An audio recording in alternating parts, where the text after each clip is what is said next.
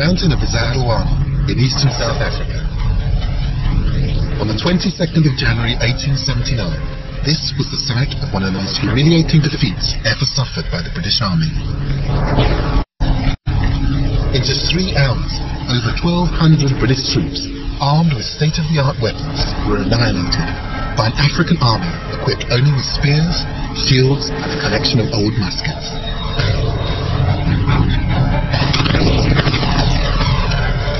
The enemy responsible captured the British imagination and went down in history as one of the most fearsome and powerful kingdoms in Africa, the Zulu.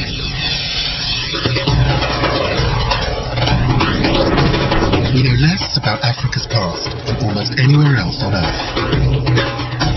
But the scarcity of written records doesn't mean Africa lacks history. In this series, I'm exploring some of the richest and most vibrant histories in the world. I'm travelling across South Africa through some of the country's most spectacular landscapes to discover how a tiny ethnic group, born in a period of turmoil, could become one of the most famous and celebrated kingdoms in history.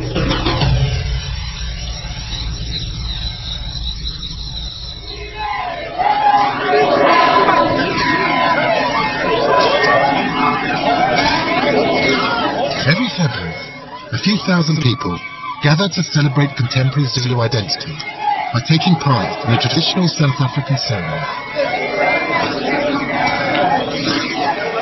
This First Fruits Festival is dedicated to the small yellow marula fruit native to the country.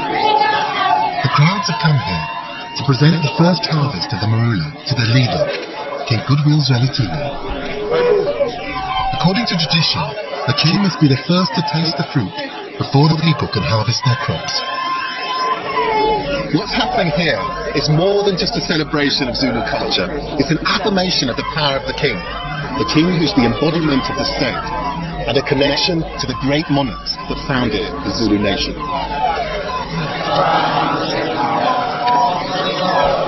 Zulu identity was shaped by a series of powerful kings. According to oral tradition, the original Zulu chiefdom was established in the 17th century by the founding patriarch, Malandela. It was his son Zulu who gave his name to the people. Zulu means heaven. They became known as the Amazulu, the people of heaven.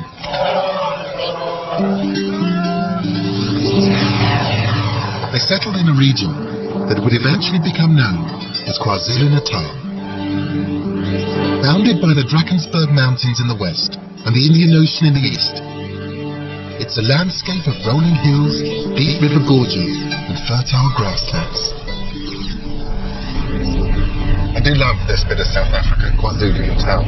There's something about it that feels very authentic. I mean, so much of South Africa is so like Europe, but this feels really like Africa.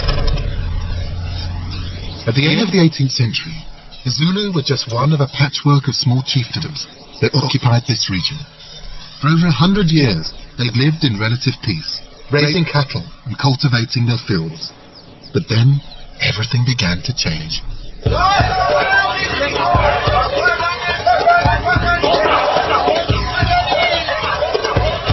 Trade was the catalyst for the transformation of the Zulu people from a small local chiefdom into a major regional power. Europeans had been trading in southern Africa since the 16th century. On the west coast, the Dutch and later the British controlled the city of Cape Town, while closer to Zulu territory, the Portuguese had a trading post at Delagoa Bay. In exchange for ivory, cattle and slaves, the Portuguese and other European traders supplied copper, brass, textiles and beads. But trouble sprang. By the end of the 18th century, rival ethnic groups were competing more and more aggressively for access to trade routes that linked to Delagoa Bay. Trade with the Portuguese was vital for local power and influence, but not everyone would get access. Small chiefdoms were in danger of being crushed by their larger rivals in the fight for goods to trade with the Europeans. The small Zulu chiefdom was suddenly vulnerable. But out of that turmoil would emerge a man who would change Zulu history forever. His name, Shaka.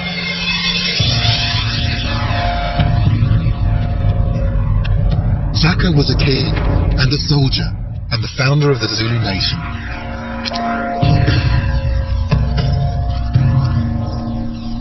In the space of 12 years, in the early 19th century, he transformed the small Zulu chiefdom into a large and powerful military force. Although he became an icon of the Zulu people, Shaka's legacy remains deeply contentious, something not helped by the myths that surround his biography. What's really frustrating about Shaka's life is that there are hardly any contemporaneous written records. We have to rely on second-hand written material and oral testimonies, most of which is conflicting. The lack of reliable evidence has left room for multiple interpretations of Shaka, many of them highly romanticized. Respected sources suggest he was born in the 1780s, the eldest son of a Zulu chief. The reason's unknown. He was raised in a neighbouring chiefdom, where he learned the skills of statecraft and soldiering. As inter-ethnic conflict erupted, he returned to the Zulus, seized the chieftaincy, and transformed the lives of his people.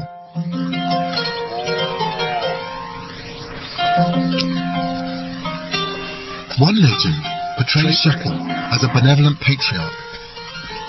As a young man, he is said to have worked as a herdsman. One day, he was out in the fields when he was distracted. As a result, he lost his herd.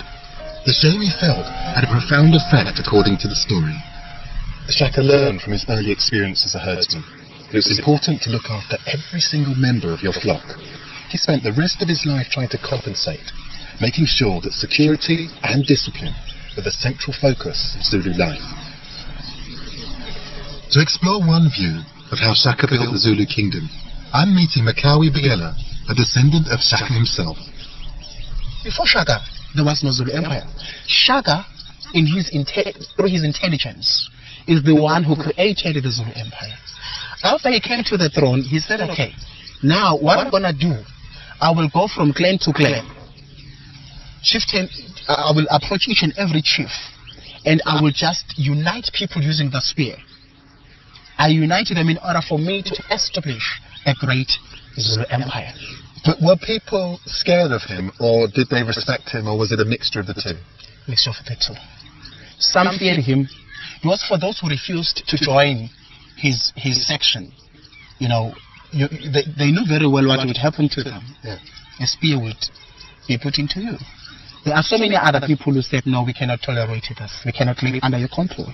But there must have been good reasons why people stayed within the Zulu nation. What was so attractive about the Zulu state that Shaka was building? What were the wonderful things that he was giving to the people that they didn't have before? Well, a thing that people never had. They were not united. They were like having small clans here and there. He was emphasizing unity. No separation, no isolation, no quarrel, nothing. He is trying to unite the people. He's trying to create our identity as Zulu people.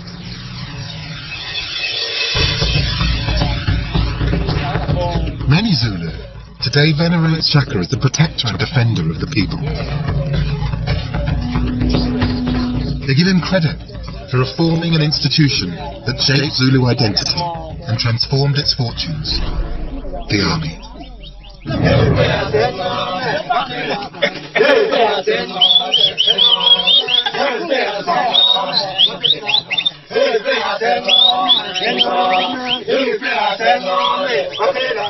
These warriors are members of a ceremonial Zulu regiment. Today, they perform on formal occasions, but in Shaka's time, regiments were the backbone of Zulu society. When Shaka assumed the throne in 1816, he decided to build upon recent innovations of local chiefs. He introduced a system of conscription, divided his soldiers into regiments called Amabutu, and these were to revolutionize Zulu society. Under the Amabutu system, young men left their families around the age of 14 to work and fight in regiments. Separating young men from the rest of Zulu society was a way of shifting their loyalty from local chiefs to their Amabutu and their king. One of the leaders of the regiment is Ungomezi. Ngithi uma ngabe khulunywa ngembutho, umbutho for start. Ibutho uma ngabe ukukhula umncane uthatha uqala ubheka ukuthi ungaba yiwo insizwa. Ukhona lokho okuthiwa ngamabutho onqaba imbubi, ekhipha inkunzi, ofela phakathi kanjalo. Niyabuthwa. Ukubuthwa kwenu lapho ngisebenzeni ukumela ubuntu benu noma umela isiZulu ngoba singakwaZulu. Sinamagama ethu nje ukuthi mina ngizalwe kunye nawe. Kodwa sibuthwe kanye kuthiwe siyinqaba embube, ukhipha inkunzi, umanukelana, ufela phakathi, kwakubuthwa. Should start. So the military system, it's actually part of the culture, and the culture is part of the military system. That in a way, it's absolutely fundamental to Zulu culture. Yes.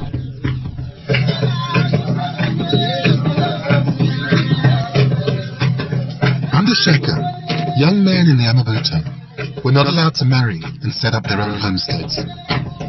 Marriage rights could only be earned once soldiers had reached maturity and distinguished themselves in battle, normally around the age of 35. By making marriage a reward for military service, Shaka ensured the loyalty of his men. Shaka is also credited with introducing new fighting techniques, including a new battle formation that proved brilliantly effective. It became known as the Horns of the Buffalo. Simon, can you tell me about the battle formation that the Zulu used? Regiment leader Simon is giving me a demonstration. So this is the enemy here. How would the Horns of the Buffalo actually work? If that was the enemy that was approaching the Zulu lines?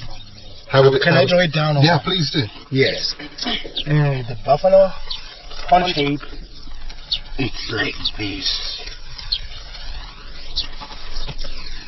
What they would engage with this group here? This is the chest. This is the chest of warriors, where the very strong and the strongest men used to stand. All these young stars, all this round left and right, they surround an enemy, and then the enemy will be in the middle now. They will kill him dead.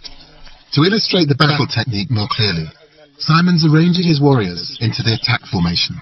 Dear friends, eat. This is what I'm talking about. So this is the strategy that Shaka actually invented. That they would form the horns of a buffalo. Yes. At the actual head are the strongest men. Yes. And that they would hit the enemy really hard. The enemy really hard. And then whilst the enemy's trying to deal with these big guys, the two horns come round and they enclose you. Yes. And they finish you off. They finish off. This is how he conquered so many tribes. Wow. And make it one big tribe, Zulu nation. So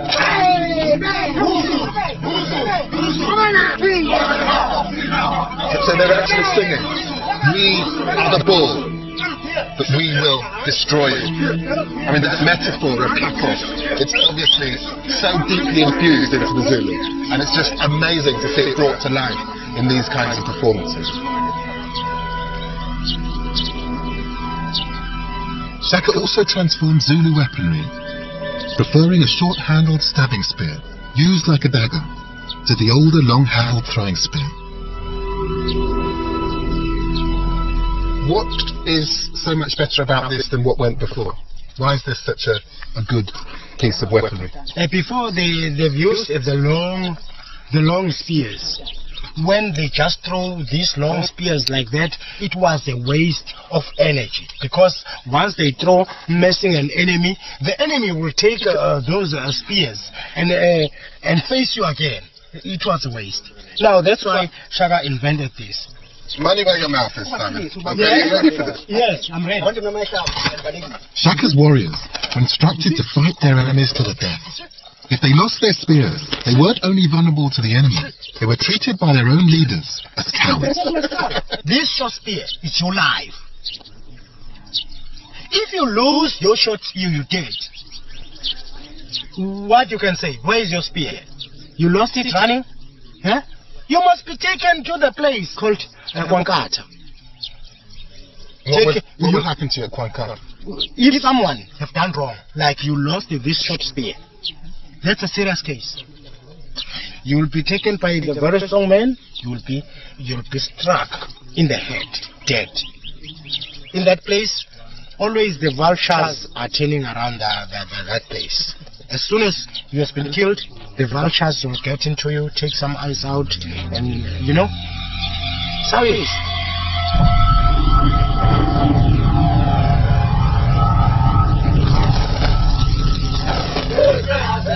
With the creation of his powerful army, Shaka had transformed the Zulu people from a small chieftain into a powerful militaristic state. The army became the focus of Zulu life. And as chieftains started fighting each other for access to the trade routes, Shaka's soldiers prepared for conflict.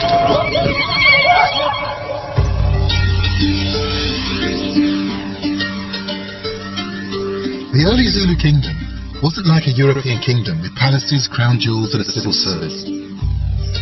Rather, it was a web of small communities, ruled by the king through a network of local chiefs.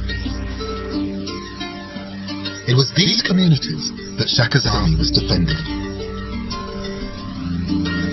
They lived in clusters of small houses whose layout has changed little since King Shaka's time. This is the Nkandla Valley in the heart of KwaZulu-Natal. This whole area is peppered with traditional Zulu homesteads, and I'm about to visit one. While the designs have changed over the years, the homestead remains the focal point of Zulu society. I've been invited to meet the lady who lives here. Hello!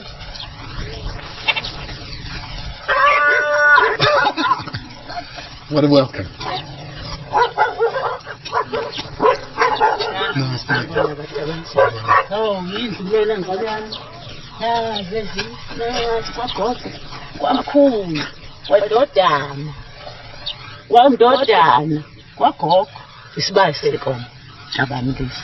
It's a beautiful place you have here.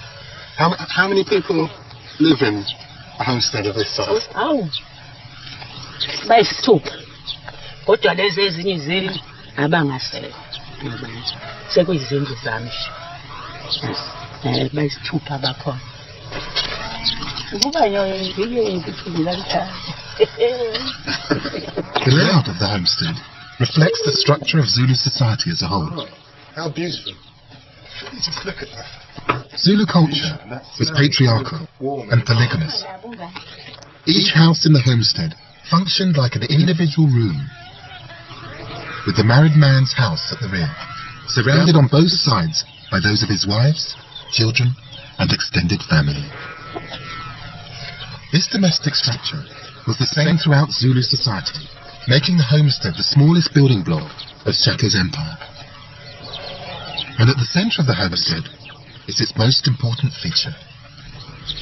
This is a traditional Zulu cattle corral, and they were usually placed right in the centre of a Zulu village, and that was partially for security, but it's also a measure of the importance of cattle. They are the central focus of Zulu society. They were actually used as part of the Zulu economy, and they were also used for bartering. Traditionally, a man who wished to marry had to provide his bride's father with a gift of cattle to compensate him for the loss of his daughter. The distribution of cattle was both a source of conflict and one of the ways in which warring factions made peace. Only men were allowed in the cattle pen, and the pen itself had a spiritual status within the homestead. The circular shape of both the cattle pen and the homestead is not an accident. It's a design that's both protective and defensive, embodying the promise of security and belonging, upon which the Zulu Kingdom was founded.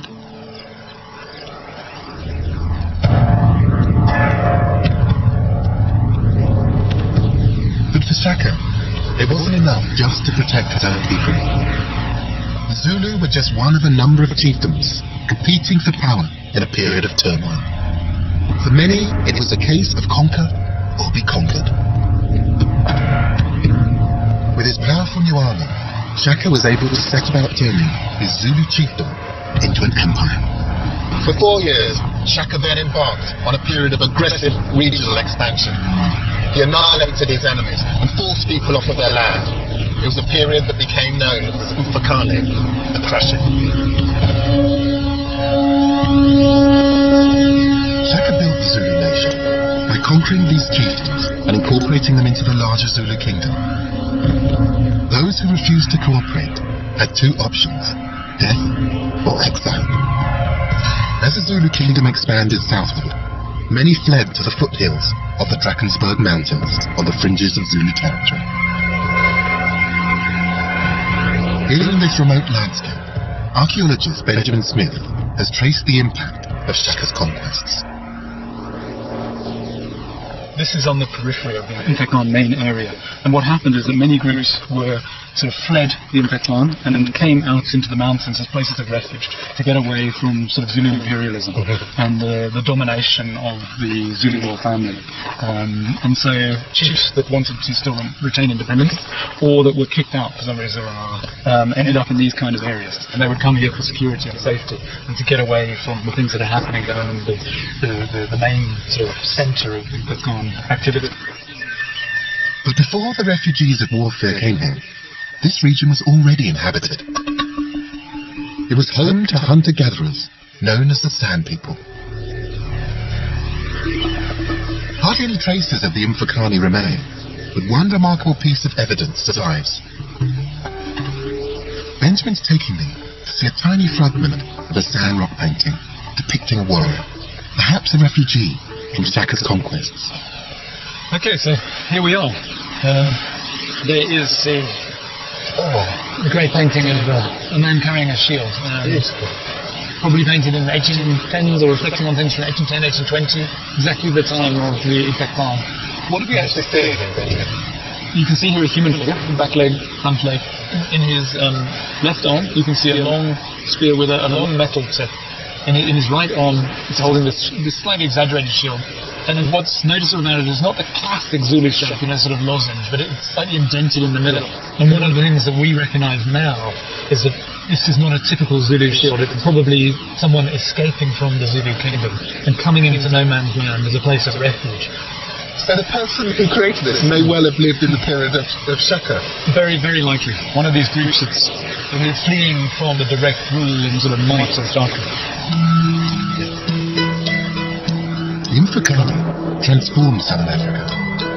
It was swift and uncompromising, and as a result, the Zulu nation expanded from around 3,000 people to over 250,000. For those who didn't resist, Shaka offered security, a collective identity, and the promise of a future for their children. But around the Zulu kingdom, Southern Africa was changing.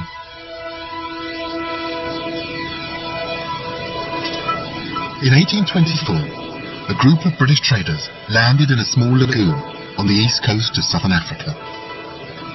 Today it's Durban, the largest city of KwaZulu-Natal. The traders established a base and quickly made contact with King Shaka. Their arrival would have profound consequences for the Zulu kingdom. This is Francis Farewell Square, the location of Britain's first trading post in Natal. From a collection of huts on this site, Britain traded with the Zulu in textiles and metals, and they exchanged those goods for animal hides and ivory. And those first traders' accounts would shape the reputation of Shaka for decades. Shaka continues to be remembered by many Zulus as an heroic warrior statesman whose military conquest created a proud nation. But 19th century British accounts of Shaka offer a darker view. They wrote of a brutal despot who maintained internal control by terrorizing his own people. While these accounts of Shaka as savage may well have been an alibi for Britain's colonial ambitions, they cast a long shadow over his reputation. To explore that legacy, I'm visiting the Killie Campbell Library to meet historian Siyabonga Mkhize. In the early 20th century, a British colonial official named James Stewart recorded oral testimonies from Zulu elders, many of them first or second-hand accounts of Shaka's life. They provide some of the most important historical evidence of Shaka's biography. Siyabonga, could you explain to me a little bit about James Stewart and his archive? Yeah, most of the informants of James Stewart were people who have seen Shaka, or people that have seen people that were living during Shaka's time. For example, if you can find that we go to the information that was given by Balega. Balega was a man from the Kwabe clan. Shaka did many evil things to people. Seeing a woman who was pregnant, though she had done him no harm, he ordered her to be caught, killed and cut open, so that it could be seen in what position her child was lying. Gosh, it's shocking. I mean, are there other negative accounts? I'm just interested in getting that, to find out that side of him. If you can check to this page 10, we find Balega here still talking about King Shaka. Baleka says that Shaka once asked a woman who was drawing water in an earthen pot for the stream for a drink of water. The woman, not knowing Shaka, said, "Why don't you lap up the water as the other dogs do?" thereby refusing him the drink. Shaka marked her down. He then directed that she was to be put to death in order that he might see what kind of heart so inhospitable a person had. Wow. Sounds like quite a ruthless picture of her, almost a despot. It might be true. It might be true. It might not be true, because during Shaka's time, people were making a lot of stories about you. Those stories were constructed by different people because they wanted to find, so that others to believe that I've seen Shaka or I've been in Shaka's court. Then people will tell a lot of lies. But it seems like Baleka is not a fan of Shaka. Whichever way we cut it, that these are a variety of fairly awful things that Baleka feels that Shaka has done. But are there views then, by contrast, that are very positive? Yes. Yeah. Janji. He talks about Shaka as a good character or as a good king. My father said Shaka was a great king and very clever, because he defeated all the chiefs in every direction. He was very resourceful. You remember that clans were living independently all over the country. Then he managed to defeat them and make them one nation. I found that really fascinating. There's obviously a broad range of different interpretations of Shaka. But you know this material probably better than anyone. I mean, who do you feel Shaka was? And how do you feel about him? If we can say, let's bring back Shaka now, he can make a good politician. For me, that's how I see Shaka. It was just a game of the day that he could kill other people to get what he wanted to get. But he was a great politician.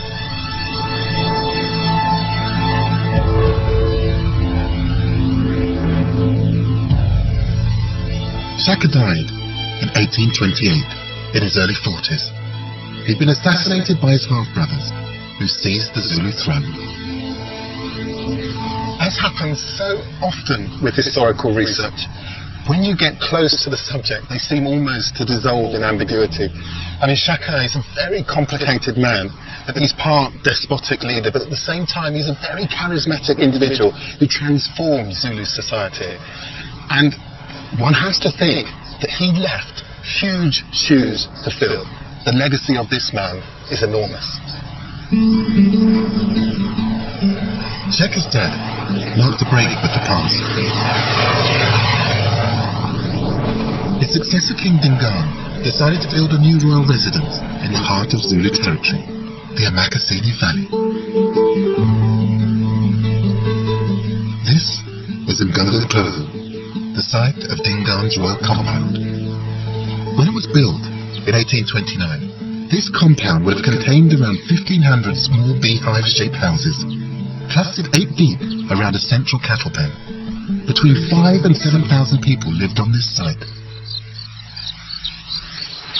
When Dingaan seized control of the Zulu throne, he took control of the nation at its absolute zenith.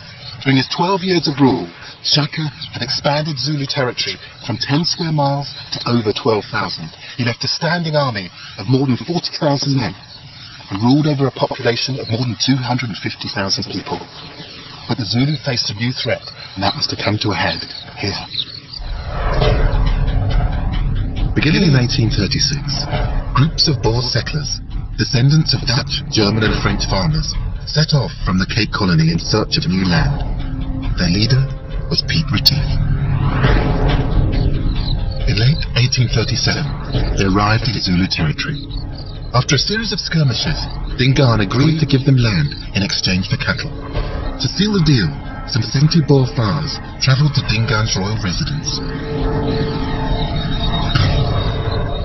The Boers' arrival was provocative. They rode into the royal enclosure on horseback, firing their weapons. It was a display that Dingaan interpreted as insulting and aggressive. Before their departure, the Boers were invited to Dingaan's homestead for a final leave-taking. As was traditional, they were asked to leave their weapons outside. Whilst 2 Zulu regiments did a ceremonial dance, Dingaan stood up and shouted, "Seize the wizards!" And the Boer were taken away, and one by one they were clubbed to death.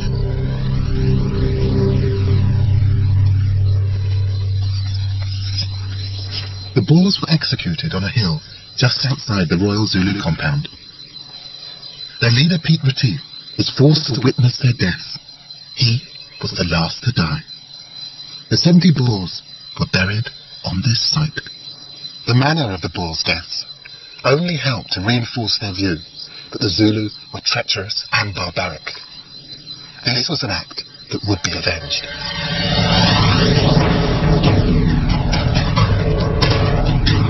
9 months after the massacre of the Boers, their compatriots appointed a new leader, Andries Pretorius.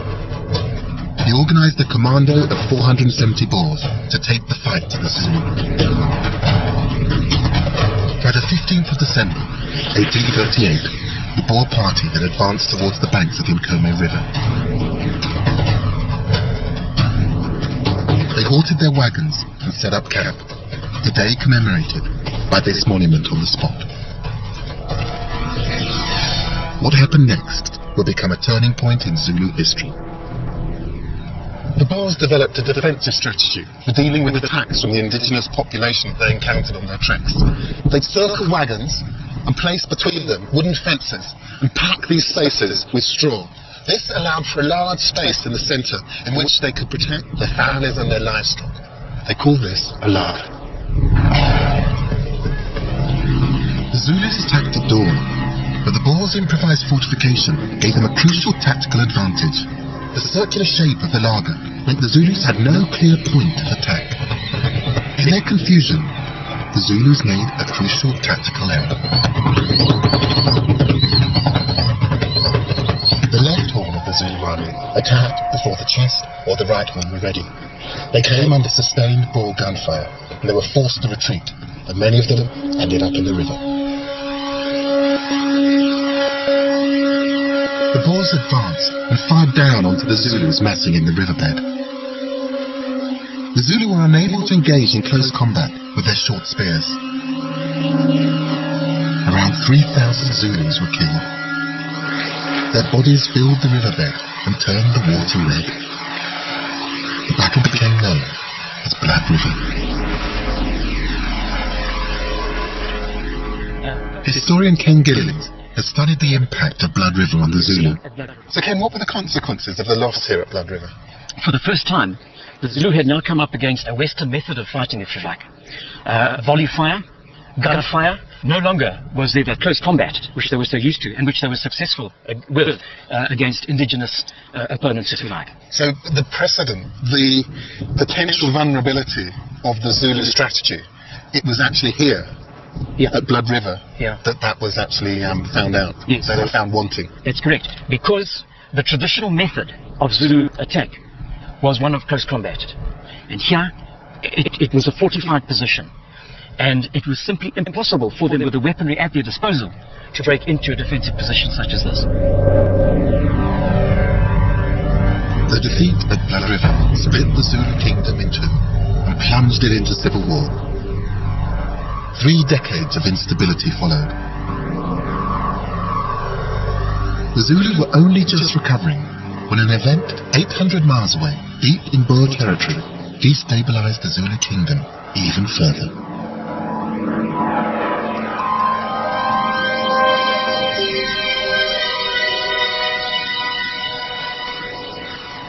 In 1871, a labourer on a farm near the modern town of Kimberley discovered a small white stone that caused an international sensation. Within 2 years, tens of thousands of people had descended on the area to seek their fortunes. And this is what they came. The De Beer brothers became the luckiest farmers in history, and their land became the largest diamond mine in the world. By the mid-1870s, the town of Kimberley had become the African equivalent of the Klondike, filled with prospectors, speculators, powerful European financiers. Together with vast amounts of gold discovered in the 1880s, diamonds would transform South Africa.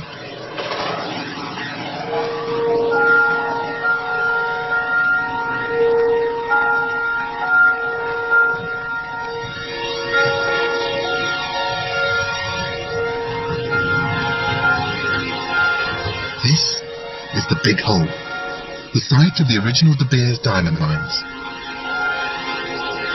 Before it was exhausted, the mine was excavated to a depth of 1,097 meters.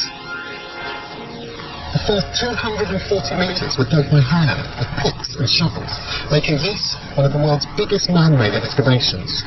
It also meant to accomplish this, the mine owners developed a near insatiable need for one thing: labour. They turned to local African men, but here they encountered a problem. The increasingly complex mining operations required a consistent labour force. But African workers, many from traditional chiefdoms, tended to work in the mines for short periods and then return home, leaving their employers in the lurch. To control their black labour force, the mine owners introduced barrack-style compounds. Migrant workers had to sign up to 6-month contracts, during which they were forced to live in the compounds, surrendering all personal freedoms.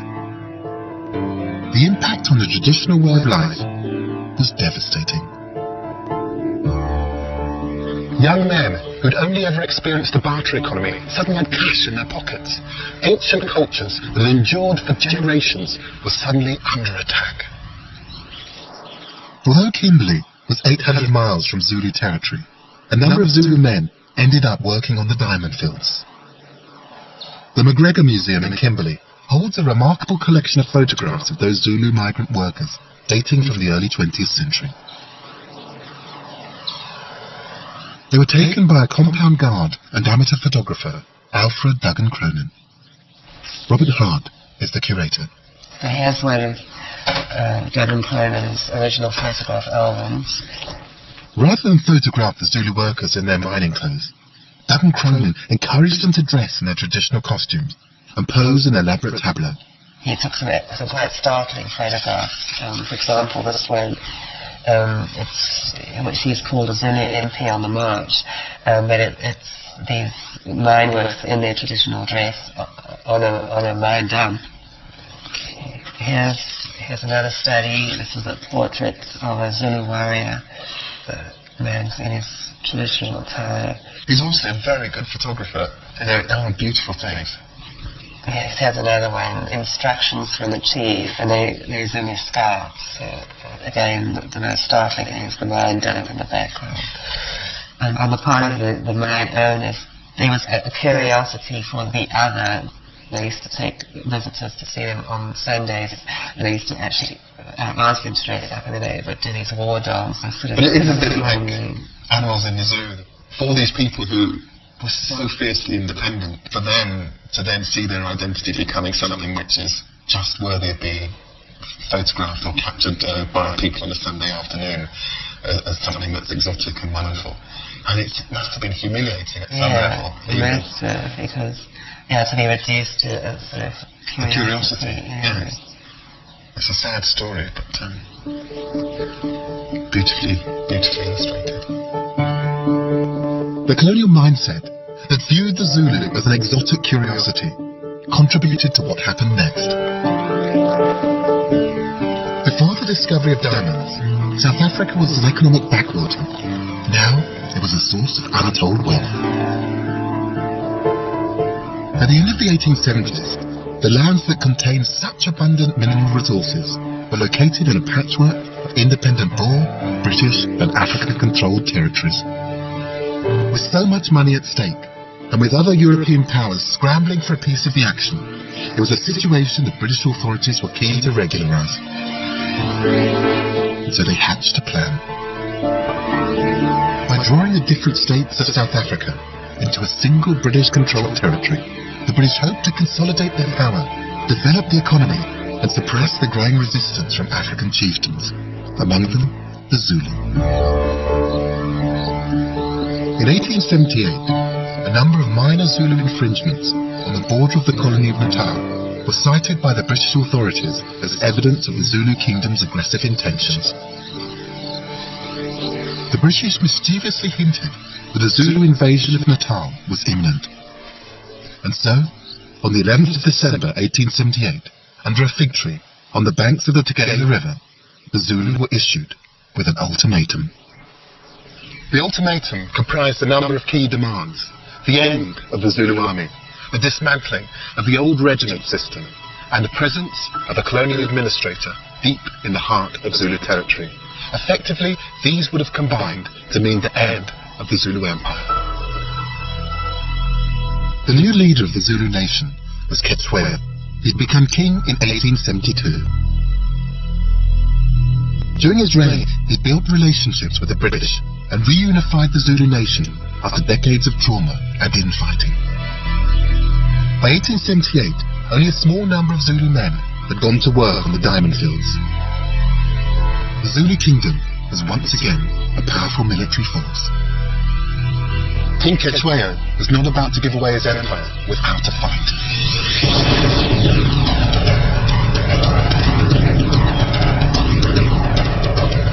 On the 11th of January 1879, 3 columns of British soldiers, led by Lieutenant General Lord Chelmsford, moved into Zululand.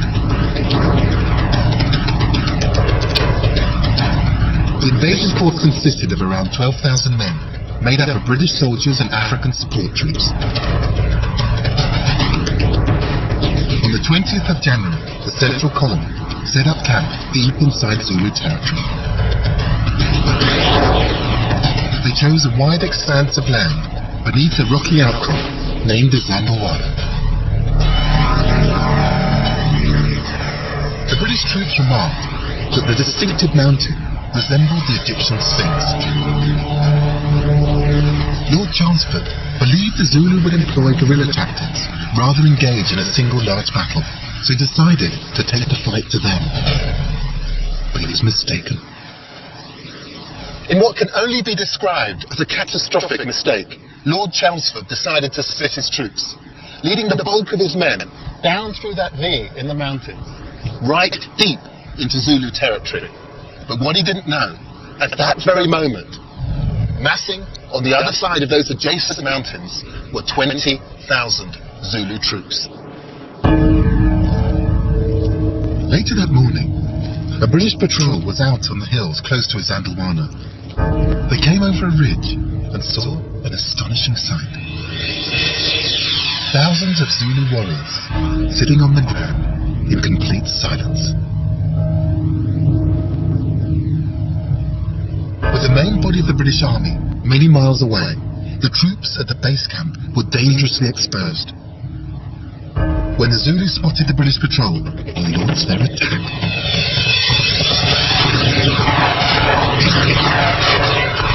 As the British started firing their weapons, the Zulu took on their traditional horns of the buffalo formation. The toughest troops in the chest took on the British infantry. The two horns spread out to fully surround the British positions. The Zulu descended in their thousands, using their short stabbing spears to attack the British in the hand-to-hand fighting style that King Shaka had favoured. The result was carnage. The British were completely overwhelmed, and their camp was totally destroyed. Over 1,200 British and African support troops were killed. The white cairns that dot the battlefield of the Zandalwana marked the burial places of the British soldiers. Mndiswe Ngobese is the great-great-grandson of one of the Zulu warriors who fought at Isandlwana.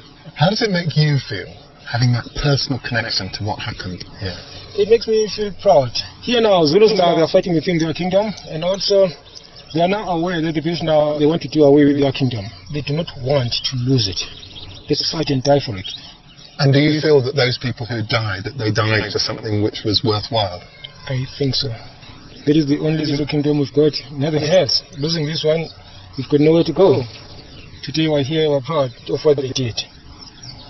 It was not nice, but they did it for those descendants. Today it's like this. We're very proud. Many Zulu today celebrate the Zulu military and remember Isandlwana as the kingdom's finest hour.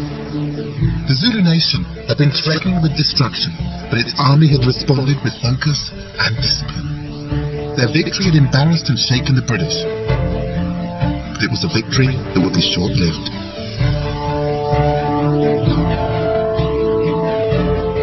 Before the two horns of the Zulu army met and fully enveloped the British, a small band of survivors attempted to retreat.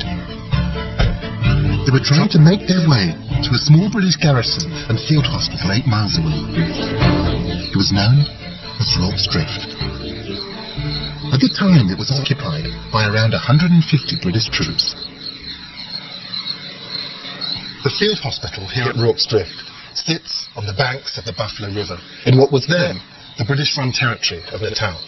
Now, Cetshwayo had expressly forbidden his troops from entering the British colony, but in defiance of their king, 4,000 men, the men who made up the rump of the earlier battle formation at Isandlwana, entered this area with the express idea of attacking the hospital. This was going to be a repeat of their earlier victory. The British realised there was no point in trying to flee. They barricaded themselves in and turned their buildings into a fortification. In the late afternoon, the Zulu attacked. They laid siege for over 5 hours, and at one point it actually broke through the British perimeter. But remarkably, the British prevailed. With thousands of rounds of ammunition and state-of-the-art weapons, the British were able to see off the Zulu. The Zulu withdrew, but not before over 500 of their men were killed. Rorke's Drift went down in history as a legendary British success. 11 of the soldiers who defended the site received Victoria Crosses for bravery, the highest number ever awarded to a regiment for a single battle. But an event that went down in history as a triumph for the British was a catastrophe for the Zulu. Come and have a seat. It's a nice place to sit and have a chat. Rob Caskey is an expert on the Battle of Rorke's Drift. So Rob, why did the Zulu fail here at Rorke's Drift? Well, there are a number of factors as to why they lost here at Rorke's Drift. The fact that it was a prepared defensive position, the fact that the Zulus were overconfident and didn't really have a battle plan as to how they would attack this place. And when the initial attacks were repulsed here, I think a huge amount of the fight was knocked out of the Zulus. And what was the Zulus' attitude to modern weaponry? The Zulus hitherto had not really come up against sustained modern firepower from rifles like the Martini Henry or the Gatling gun. And I don't think they really knew quite what to expect and just how devastating this weapon would be. I mean, at close range, it would kill 3 men in a line. And the Zulus, up to that point, hadn't faced weaponry of that power. So what were the repercussions of Rorke's Drift for the Zulu? Obviously, the repercussions continued to fold out over months and years. Well, they did. The repercussions here were enormous. The Zulus, I think, realize now that the British would be almost impossible to attack if they were behind prepared positions. And the fact that they had crossed the Buffalo River into Natal gave the British reason to re-invade Zululand and to smash the Zulu order forever.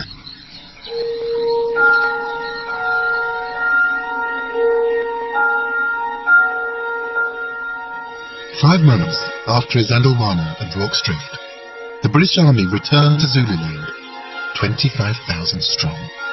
This time, they were determined to finish the job. After a series of battles, the decisive Anglo-Zulu clash came at the town of Ulundi, a few miles from Cetshwayo's royal compound. This monument marks the site of the battle.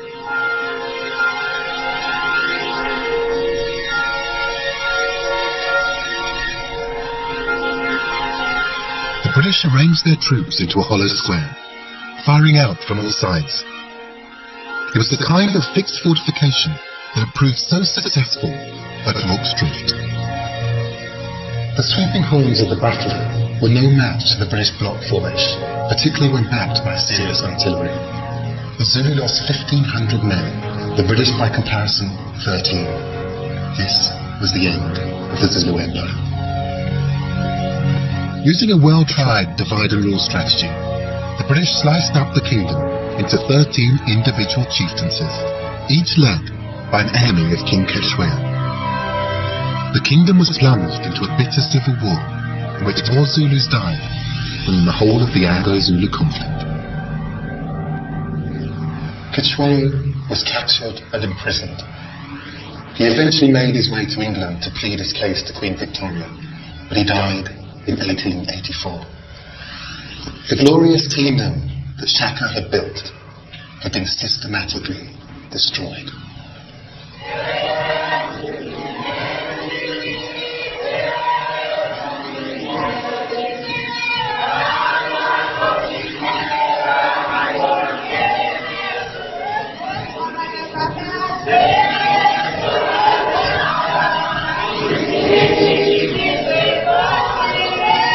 Despite the destruction of the independent Zulu kingdom in the late 19th century, the Zulu nation lives on. Though it is no longer a sovereign state with a standing army, the Zulu people remain the largest ethnic group in South Africa. Over the years, the Zulu military past has been glorified, interpreted, and used by different factions for their own political purposes, especially in South Africa's recent history. Sometimes the portrayal of Shaka and the Zulu past has obscured the truth, but it served to maintain Zulu pride. The history of Zulu could be read as one of defeat and disaster, but there's something else. There's a triumph against adversity. There's a sense of unity, things which continue to bind and endure.